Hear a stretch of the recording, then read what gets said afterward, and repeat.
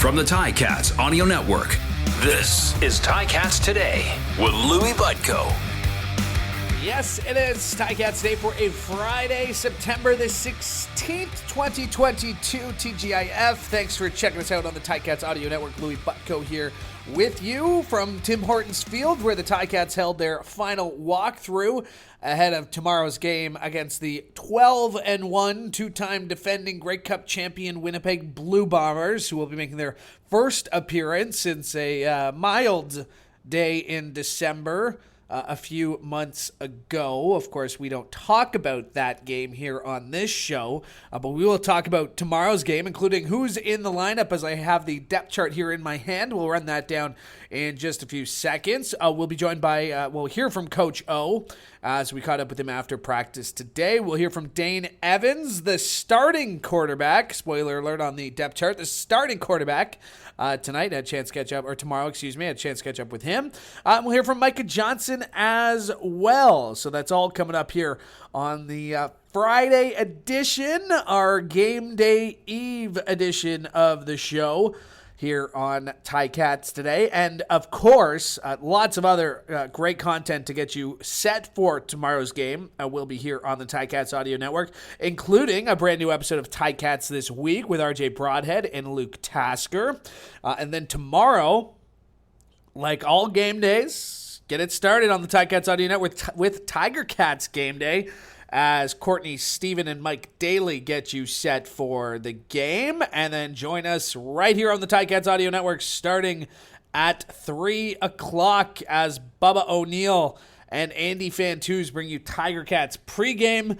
And then, of course, RJ and Luke have the call, and we got your full post-game coverage right here as well on the Ticats Audio Network. Let's take a look at the depth chart, see how the Ticats plan on lining up tomorrow against the Winnipeg Blue Bombers. And just a reminder, it is a South Plaza Saturday, and I'll get to that in just a second. But let's take a look at the depth chart on how the Ticats will be lining up against the, again, two-time defending Grey Cup champion Winnipeg Blue Bombers. And let's start on the offensive line. We're starting at left tackle will be Tyrone Riley getting the start at left tackle. At left guard, it's Brandon Revenberg. At center, wearing number 51, it's David Beard, who is getting the start at center. And it is weird seeing number 51 at the center position, the exact same game that the alumnus of honor is 51, Mike Filer. So very kind of cool to see that all come together. At right guard, you got Coulter Woodmansey, and starting at right tackle is Colin Kelly. As mentioned, Dane Evans is the starting quarterback, but he will be backed up by Matt Schiltz, who has been activated off the 6-game injured list after 2.5 weeks. Maybe not quite that, but Matt Schiltz is back in the lineup, backing up Dane Evans, and Jamie Newman will dress as the third-string quarterback. At starting running back, it's Wes Hills being backed up by Sean Thomas Erlington, and at fullback, it's Felix Garand-Gauthier.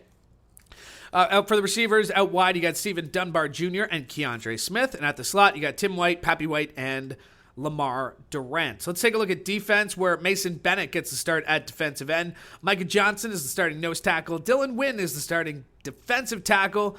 And Trey Crawford getting the start at defensive end, as it appears that Julian Hauser is not good enough to go. He's been placed on the 1-game injured list, so big loss on the end. At will linebacker, Kyle Wilson is a game-time decision, but will start if he's good to go. If not, Voshan Joseph is backing him up. Jovan Santos Knox is starting Mike linebacker, and Cam Kelly this starting Sam, and he'll be backed up by Alden Darby Jr., who's back in the lineup against his former team. And no changes in the secondary from last week, or I guess I should say 2 weeks ago. It's Jamal Roll, Cariel Brooks, Tunde Adeleke, Richard Leonard, and Randall Jr. Seth Small will handle the kicking. Mike Damagala will handle the kickoffs and punting. Gordon White's the long snapper. And Pappy White listed as the kick returner and punt returner. That's how the Ticats will line up tomorrow against the Winnipeg Blue Bombers. And for more, let's hear from the head coach. Here is Orlando Steinauer asking, after I asked about Matt Schiltz getting back in the lineup. Here's what he had to say.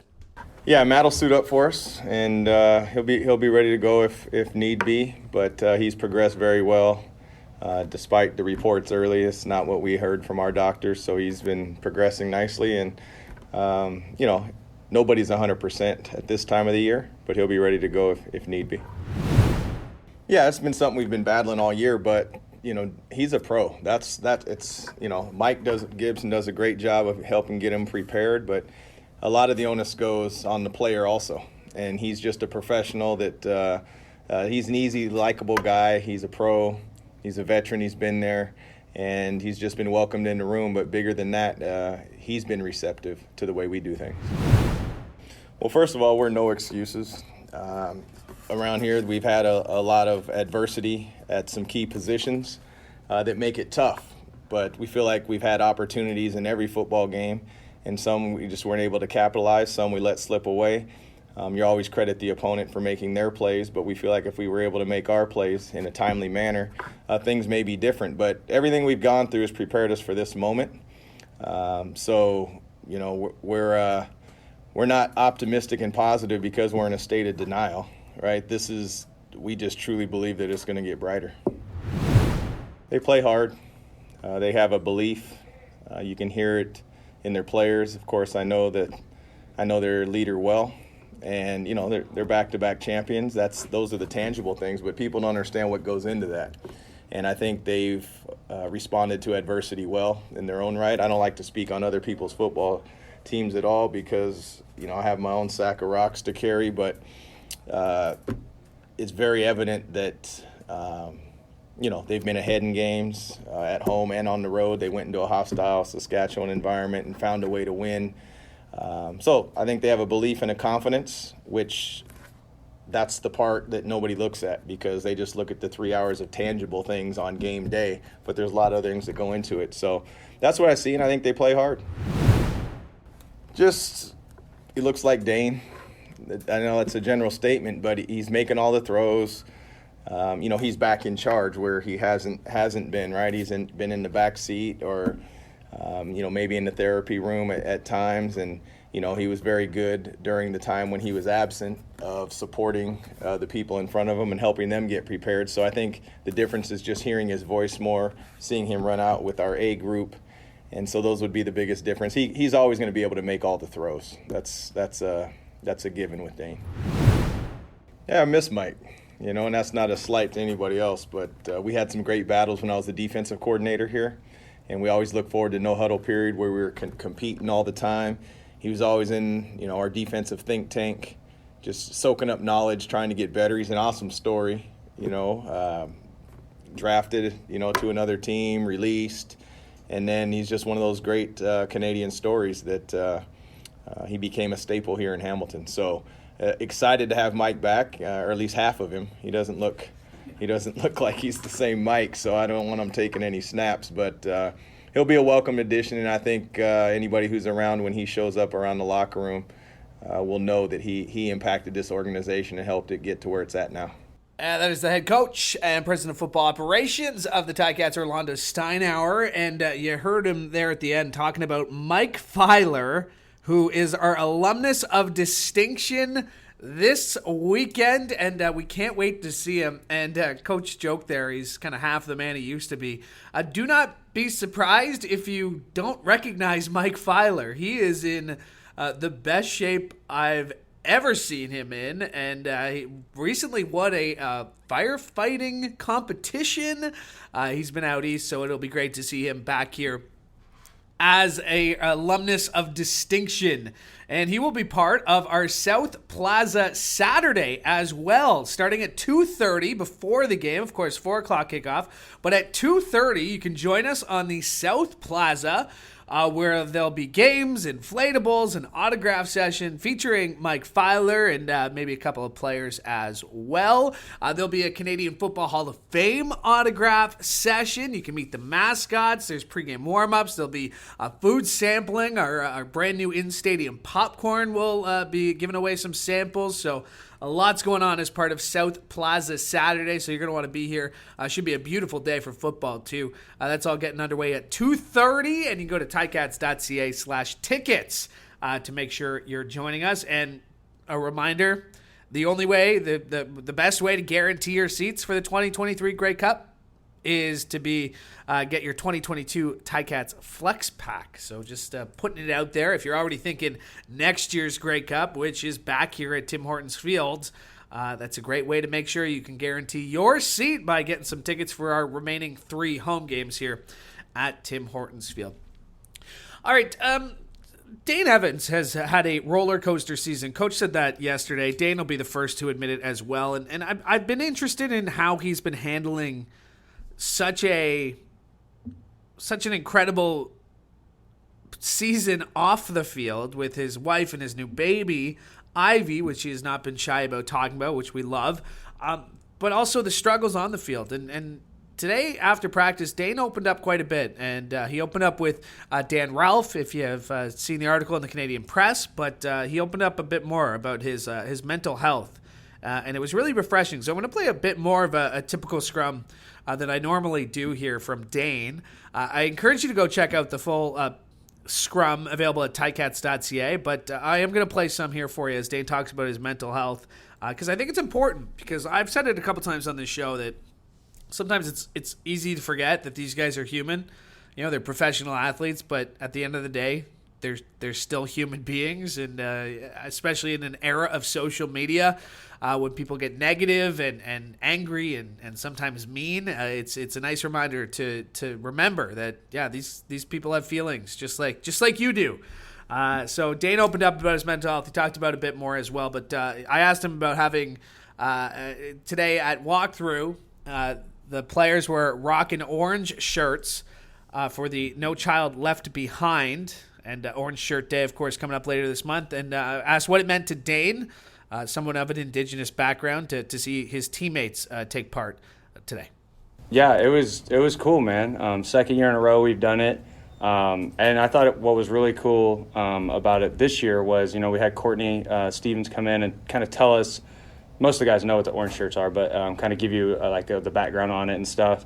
And we left it optional. Like, it was not like a fake optional thing, like truly optional. Like, if you wanted to wear something different, you could. And it was cool to see everybody wear it. So that's cool that the whole team, kind of supports it and at least wants to educate themselves on, what happened and learn from it and stuff. So made me really happy. It's huge, man. I'm super glad that he's going to be there for us.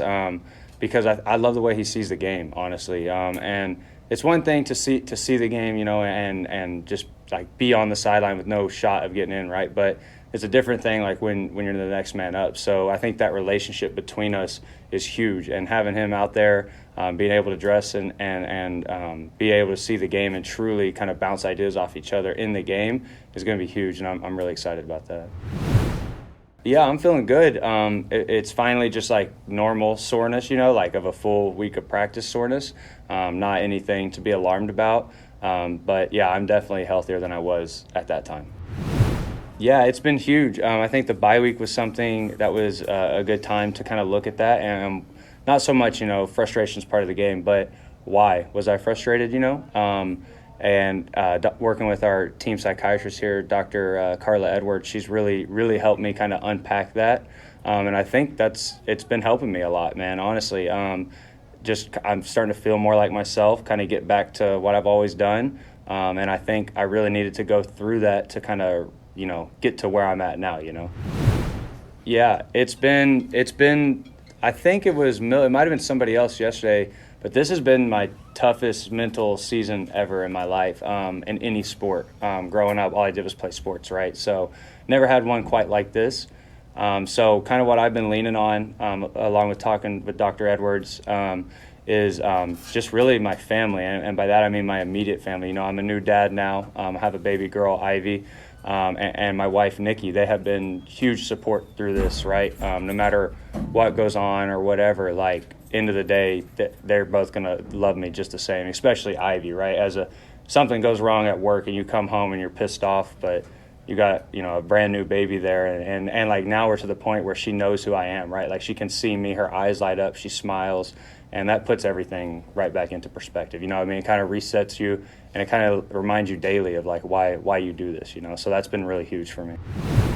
Yeah, it was weird, man. Weird is the word I use, not because it's like, oh, like, why am I in here? It's an uncomfortable feeling to admit that you need help, especially like in this like macho game of football, right? Like, and as a guy who's supposed to lead a team, but I mean, that was a part of my game that I needed help in. I needed, put it in football terms, I needed a coach for my mind, right?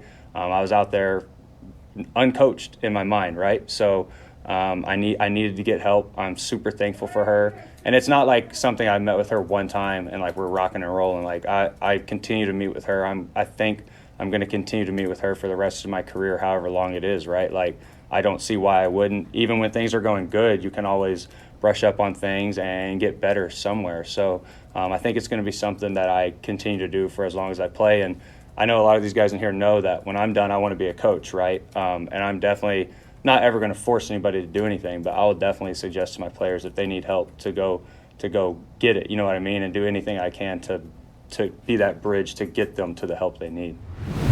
I think it's just kind of a newer way of thinking, maybe, I guess. Not that it's like rubbing like salt crystals on you or anything, you know what I mean? Like it's a true science that has science behind it, and they do studies and everything. So I think it's just kind of new, and with the new wave of players, like I don't want to be the old guy. It's like, oh, this next generation, but I think you'll see it more often that I think every team will have a sports doctor, sports psychiatrist like that.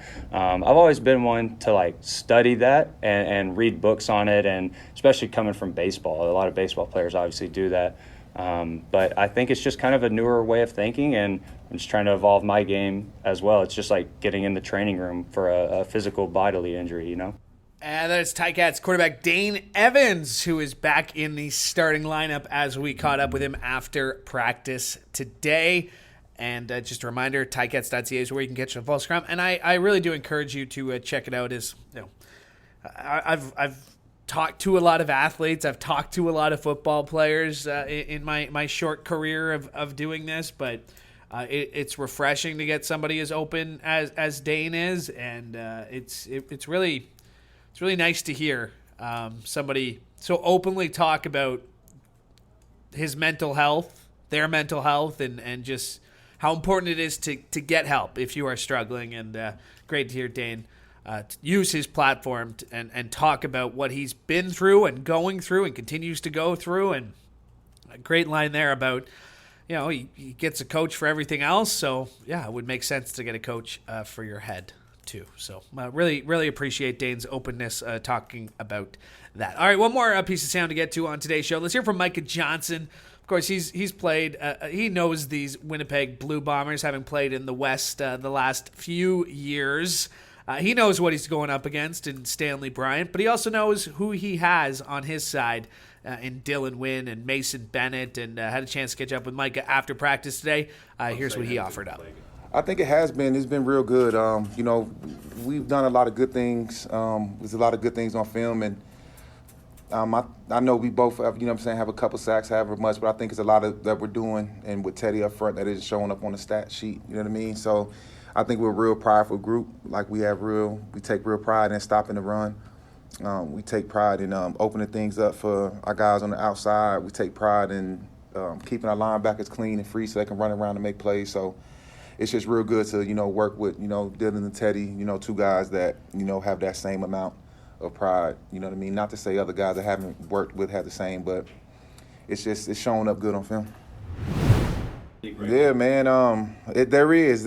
I think it's fun. You know, you can impact the game a lot of different ways from the inside, and I think, you know, you're used to guys on the outside, you know, kind of making most of the hay, but it just speaks for the talent that's going on right now on the inside position. You know, guys are finding a way. Guys are really understanding how to rush.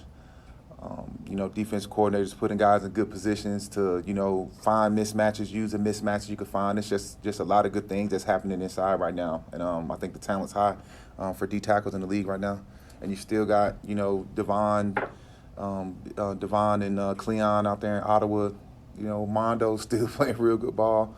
Mikey Moore playing good ball. So yeah, it's a lot of D tackles for sure. It's been challenging. I think it's been frustration. It's like I said, it's been frustration. Coach said, you know, it was fine to be frustrated. It's just honestly what you do with it, and every week, no matter what, guys come in and just put they hats on, hard hats on, and go to work.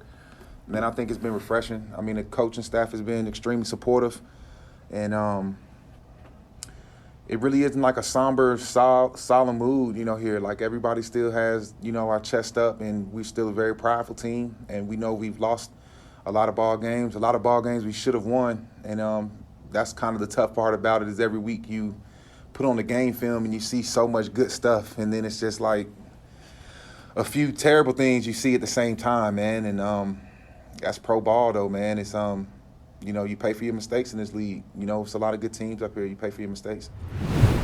We just have to execute. Like we talked, a little bit earlier, we'll be doing good things, and then it's just moments of lulls and execution. And then, like you said, with a finishing team like that, I mean, that's why they are the best. That's why they've won as much as games like that, because they finish and execute at the last minute and have the least amount of mistakes. So, for us, that's not changing our preparation, or it's not changing how we have to attack this game. We just understand it's going to be a game with physicality and execution. And just like you said, it's all been about finish, and we continue to talk about finishing, and Coach continues to harp on finishing because, let's be honest, that's what we fell short of a few times this year. We've had teams buried where they shouldn't even have came back, and they found a way to sneak back in the game and pull it off at the end. So you're right, we got to finish, and it's a challenge going against this team right here, but the beauty of it, like, ain't nobody scared in this building. Like, everybody's up for the challenge. We're excited for them to come in here and roll in and see what happens. I mean, it's so long ago. It's so long ago, man. And it's more, I think for us as a D-line, it's more about, affecting. A lot of times it's the alter throws, the bringing them off his spot, the pressures and the hits. A lot of times it doesn't show up in the sack column, but, man, a sack is so fickle. I mean, it was times where we had him and he's sacking and he's falling, he would just flick it out his hand the last second. So, I mean, what happens. So for us, it's just about, we just want to affect him. And the biggest thing is just keep him in the pocket, because, Zach's most dangerous when, he's rolling around. And they have one of the best teams that,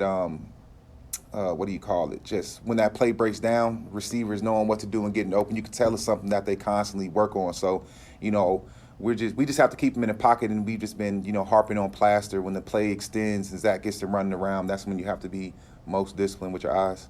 And that is Micah Johnson as we caught up with him after practice. And just a reminder, full scrums from today and from throughout the week, always available at ticats.ca.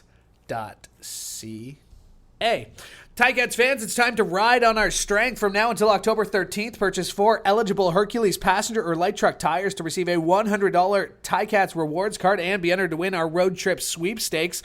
Available at participating Active, Green, and Ross Ontario locations, or visit HerculesTires.com/AGR rewards. All right, that'll do it for us today. That'll do it for us this week. But remember, you can always catch great Ticats game day coverage right here on the Ticats Audio Network. Hope you'll join us then. From all of us here at the Ticats Audio Network, I'm Louie Butko. Hope you have a great day. Ticats Today can be heard every weekday, and we would like to hear from you. Email us at gameday@ticats.ca. Have a question or an opinion? We want to hear it. That's gameday@ticats.ca. Subscribe to the Ticats Audio Network on Spotify or wherever you get your podcasts.